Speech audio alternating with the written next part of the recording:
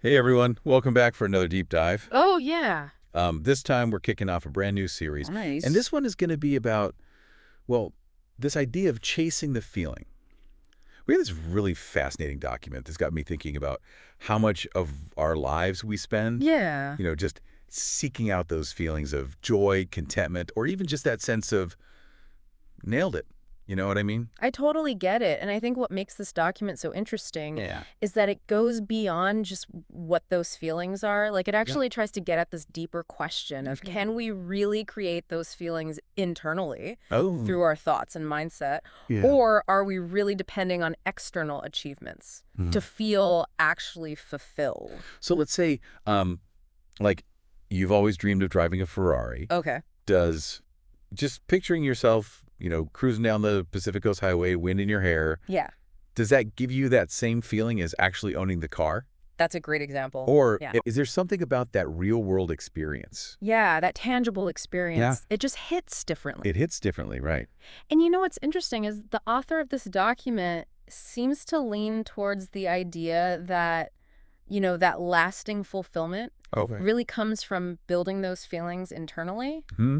But they're also acknowledging that it's not about rejecting the external world. Okay. It's more about understanding how the two work together, Okay. the internal and the external, Yeah. and how they both contribute to our sense of well-being. So it's like finding that sweet spot, right? Exactly. That balance between those internal practices, Hmm. like mindfulness, gratitude, self-reflection, Yeah. and then those external achievements that, really give us that purpose Yes. and accomplishment in the real world. Finding that balance can be a struggle.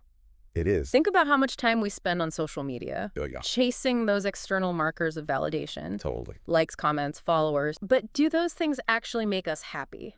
Yeah. Or are we, as Plato might say, Plato. just chasing shadows in a cave, Ooh. mistaking those fleeting appearances for true fulfillment? I love that you brought Plato into this. Had to. Okay, so maybe social media is a good example Mm-hmm. of how chasing that external validation can sometimes leave us feeling empty. Yes. Because you're right, it's based on things that are totally outside of our control. For sure. So what about like landing your dream job? Okay. That feels like a real tangible achievement, Yeah. but does that actually guarantee happiness? That is the million-dollar question. Right. And it gets right to the heart of what this document is exploring. Okay.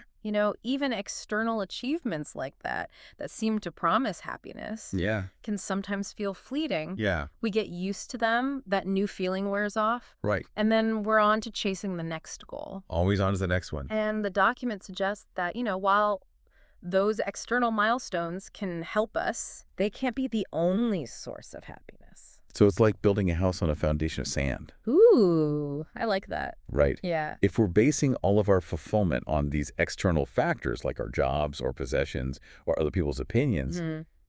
it's going to be pretty shaky because those things can change all the time. Absolutely. They're constantly changing. Right. So the document is arguing that to feel truly happy, Okay. we need to cultivate a sense of peace, contentment, Yeah. that doesn't depend on what's happening outside. So that's where those internal practices come in. Exactly. Things like mindfulness, Gratitude. self-compassion. Those things help us build a foundation, Yeah. a sense of self-worth that can withstand all of the ups and downs. Okay, so if we're always chasing those external things, Yeah. like markers of success or happiness, Mm-hmm. we're always going to be on that hedonic treadmill, Oh, yeah. always striving for the next thing, never quite satisfied. That's such a good way to put it. So then what about technology? Okay. I mean, it's everywhere.